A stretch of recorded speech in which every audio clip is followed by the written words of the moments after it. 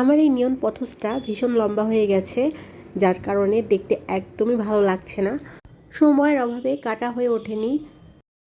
উইন্টারে কিন্তু এসব গাছ ঘুমিয়ে থাকে, গ্রোথ কমে যায়, যার জন্য না কাটাই ভালো। এটা হচ্ছে বর্ষাকালে কাটলে ভালো হয়, কিন্তু আমি তবুও কেটে দিচ্ছি, কারণ আমার অনেক বড় হয়ে গেছে। আর কেটে দেওয়ার পর এখান থেকে যে নতুন কুশিটা আসবে সেটা দেখতে ভীষণ ভালো লাগবে।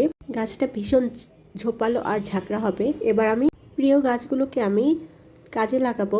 এবার খুব ভালো করে এটাকে প্রসেস করব, যেন আমি এগুলোকে আবার অন্য টবে লাগিয়ে ঘরে রাখতে পারি। এবার আমি এই ডালগুলোকে ছোট ছোট টুকরা করে কেটে নিচ্ছি। কেউ চাইলে 1 নোট করেও রাখতে পারেন, আমি 2 নোট করে রাখছি একটু বড় সাইজ রাখার জন্য।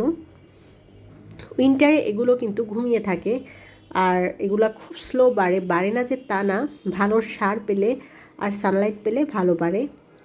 এবার এগুলোকে একটা রাবার দিয়ে আমি বেঁধে নিচ্ছি।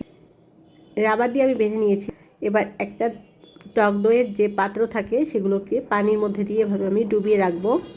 এটা কিন্তু কিছুদিন পরই শিকড় চলে আসবে, আর শিকড় চলে আসলে এগুলোকে আমি ইচ্ছা মতো টবে ট্রান্সফার করতে পারবো, আর তখন অনেক সুন্দর লাগবে দেখতে।